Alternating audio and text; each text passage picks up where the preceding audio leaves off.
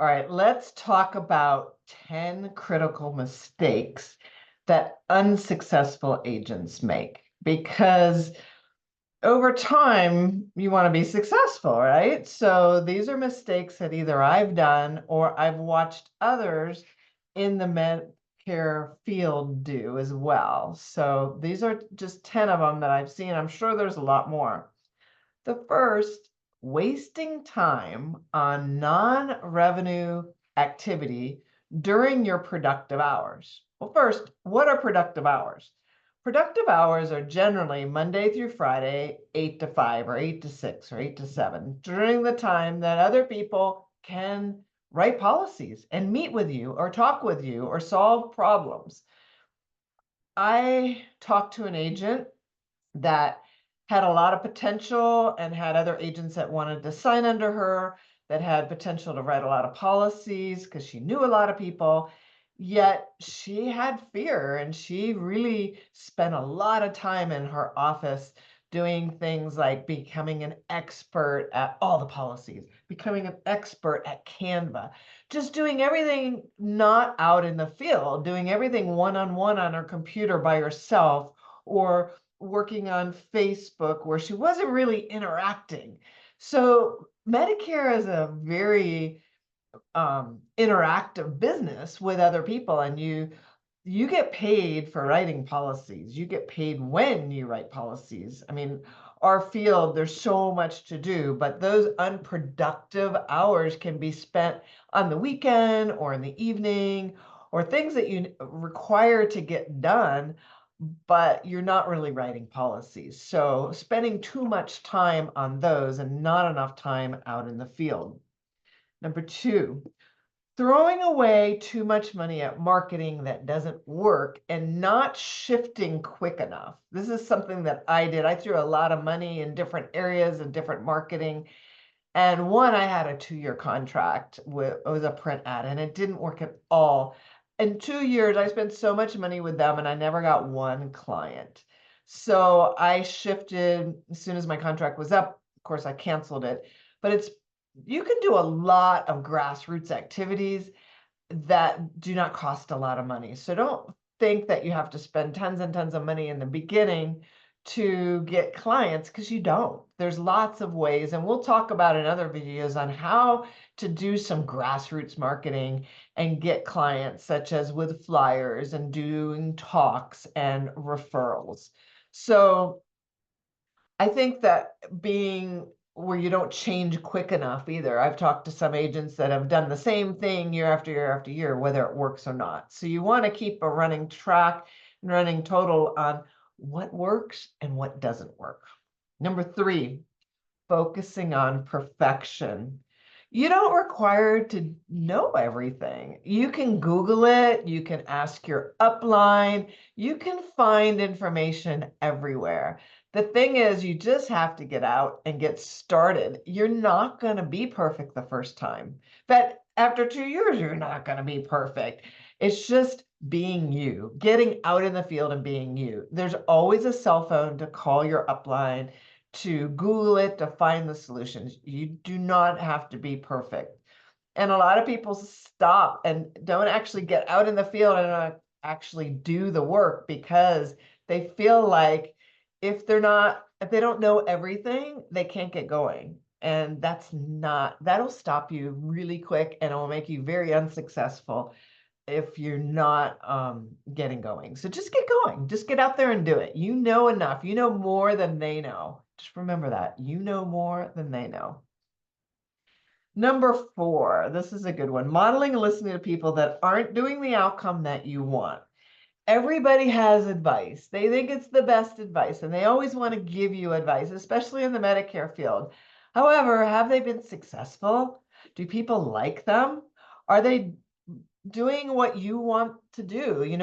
You want to pattern yourself after somebody that's already been there, actually, that have done the thing that you want to accomplish. Tony Robbins always says that, look at somebody that's already successful and pattern yourself after them. That's what you want. Do not take advice from people that haven't done it and haven't been successful in the field. And even if they have been successful, do you like the way they do it? Do you like the advice that they're giving you?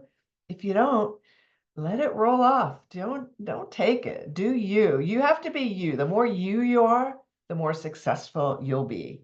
So that's really don't model after somebody that isn't doing what you want to do. Number 5, you don't know the products and policies that are in your marketplace. I have a lot of states that I'm licensed in, partly because of the agents that I have are licensed in those states.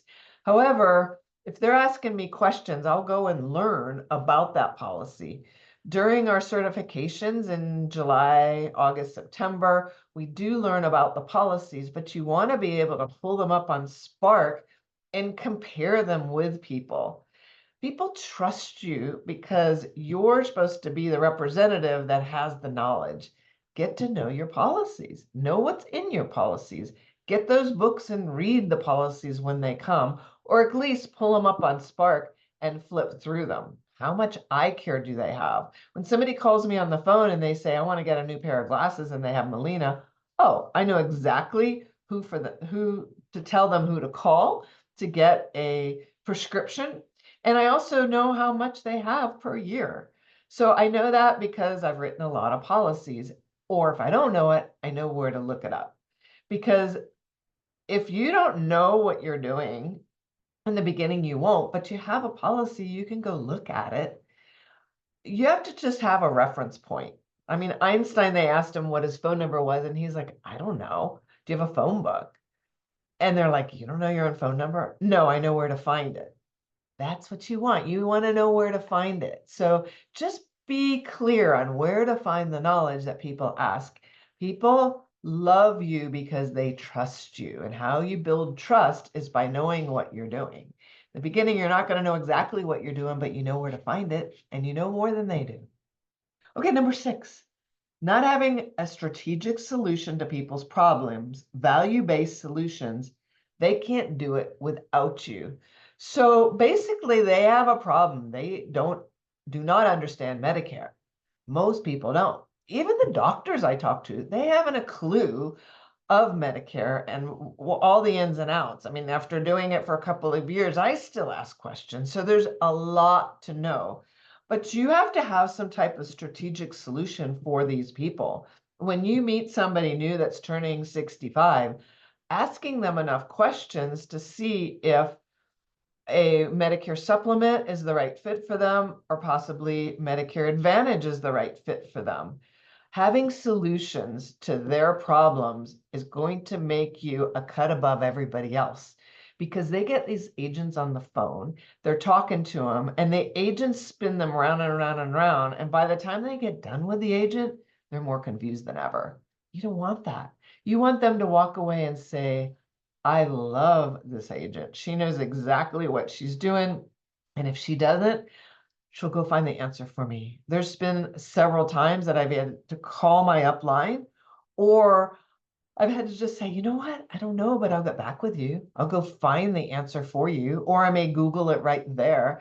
It's impossible to remember all these numbers in your head. How much is low income subsidy? How much is Medicare Part B 2 years ago? You know, you don't remember all those things, but you know where to find it. We live in an amazing age that has AI and Google to be our best friends. And we have a great team with MIS that can help us. So get their phone numbers, get my phone number, find the solution to people's problems. All right, this is a good one. Number 7, not asking for referrals. I did this in the very beginning, and I think I lost a lot of business. Now, most of my business comes from referrals. I always give people not one business card, I give them 2, because I want them to give it away. Sometimes I give them 3 or 4. If I write a policy for somebody, I always, always, always leave 3 or 4 business cards with them and say, hey, give these out to your friends. People that are turning 65 know a lot of other people that are turning 65 because they went to school with them. So give them your cards, ask for those referrals. I always say, hey, do you know anybody that could use my services, please give them my card or give them my phone number. Have them call me. Referrals are so good because it's like kind of people. They already kind of know you because their friend knows you, and they trust you because their friend trusts you. So it's a really, really great avenue for building your book of business is your referrals. So ask for them. Next, number 8, not having goals. We, as human beings, the way our mechanism works is we're goal oriented. So have some goals. And what I learned just recently and really put into my repertoire even more is have big goals. Instead of wanting $1 million, have it $10 million. Instead of wanting to be the best at your craft, be really super the best at your craft. If you want whatever you want, if you want a new car, make it a great car. Just make it bigger, because if you make your goals really small, you're going to find yourself with a lot of excuses. I don't know why, but that seems to be the way it works. If you make your goals really big, your body kind of shudders and says, oh my gosh, how do I get there? You don't have to know how to get there. The universe, I hate to say it that way, it sounds so airy-fairy, but it will show you how. It'll put people in your path. It'll put situations in your path. It'll put knowledge in your path in order to get there. If you want a Maserati instead of a Toyota, put a Maserati on there. It'll show you. Maseratis will start coming into your field. People will start talking about them. It'll show you how to get there. You don't need to know the how. You just have to have a why. What is your goal? Why do you want to get to that goal? Make it big.